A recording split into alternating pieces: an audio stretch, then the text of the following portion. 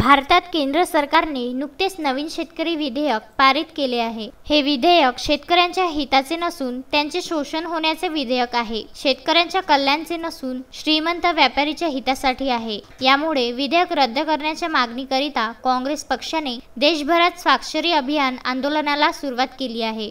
यामुळे अमरावतीसह इतर वेगवेगळ्या ठिकाणी शेतकऱ्यांच्या कामगारांच्या स्वाक्षरी अभियान राबविण्यात येत आहे। असेच केंद्र सरकार विरोधात अमरावती काँग्रेस शहर अध्यक्ष किशोर बोरकर यांच्या नेतृत्वात बडनेरामधील जनावर बाजारात स्वाक्षरी अभियान राबविण्यात आले। या ठिकाणी हजारो शेतकऱ्यांच्या या अभियानामध्ये स्वाक्षरी घेण्यात आल्या। अमरावती जिल्ह्यातील 5 लाख स्वाक्षरी घेण्याचा मानस किशोर बोरकर यांनी स्पष्ट केला आहे। संपूर्ण भारतातून 2 कोटी स्वाक्षरी घेऊन काँग्रेसचे अध्यक्ष राहुल गांधी यांच्या हस्ते देशाच्या राष्ट्रपतींना निवेदन सादर करण्यात येईल असेही बोरकर यांनी स्पष्ट केले आहे। या अभियानामध्ये अमरावती शहर ग्रामीण काँग्रेस पदाधिकारी मोठ्या संख्येने सहभागी झाले होते। महाराष्ट्राचे प्रांताध्यक्ष या राज्याचे महसूल मंत्री आदरणीय बाळासाहेबजी थोरात यांच्या आदेशानुसार केंद्र सरकारची भाजपच्या केंद्र सरकारने देशाच्या संसदेमध्ये असंसदीय मार्गाने जे 3 कायदे मंजूर केलेत त्याविरोधात स्वाक्षरी अभियान संपूर्ण महाराष्ट्रातल्या संपूर्ण जिल्ह्यात तालुक्याच्या ठिकाणी राबवण्यात येत आहे। हे यासाठी येणाऱ्या 9 नोव्हेंबरला आमचे राष्ट्रीय नेते राहुलजी गांधी या संपूर्ण सह्यांचं निवेदन देशाचे सन्माननीय राष्ट्रपती यांना सादर करणार आहे।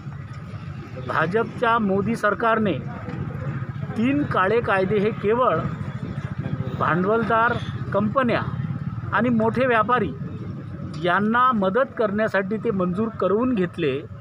या काळ्या कायद्यांमध्ये एक विशेष सांगण्यासारखं असं आहे की आज आपण ज्या ठिकाणी बसलो आहोत, आज बघा हा बैल बाजार जो आहे या अमरावती जिल्ह्यातील या बडनेरा भागात हा पुरातन काळापासून आहे। या ठिकाणी यूपी, बिहार, मध्य प्रदेश, गुजरात, आंध्र प्रदेश येथून व्यापारी येतात आणि गुरांची इथे मोठ्या प्रमाणात विक्री खरेदी होत असते। हा प्रसिद्ध असा बाजार आहे। हा बाजार अशा यंत्रणा आणि अशी व्यवस्था हे सगळं बंद करण्याचा घाट आहे। म्हणजे एखाद्या शेतकऱ्याने म्हणजे थेट सांगा हा कायदा म्हणजे नेमका काय आहे। आज इथे प्रत्येक कोणताही व्यापारी कोणताही शेतकरी इथे येऊन आपल्या घरचे जनावरं इथं विक्रीला घालतात। या कायद्यामध्ये अशा तरतुदी आहेत की ह्या अशा तुम्ही विकू नका, त्या तुम्हाला कोण्या रजिस्टर कंपनीकडेच विकावं लागेल। अशा प्रकारची सुद्धा व्यवस्था ह्या कायद्यामधून अस्तित्वात येणार आहे। आणि कृषी उत्पन्न बाजार समित्या ह्या बंद करण्याचा घाट आहे।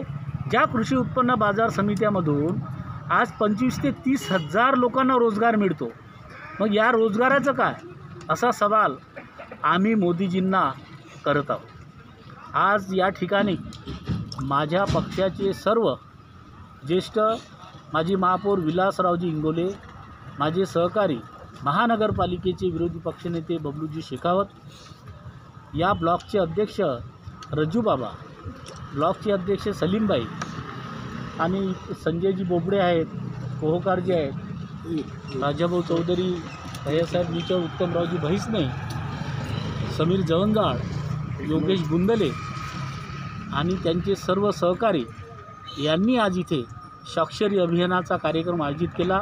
त्याबद्दल मी त्यांना धन्यवाद देतो। धन्यवाद। प्रदीप इंगोले, विदर्भ न्यूज, अमरावती।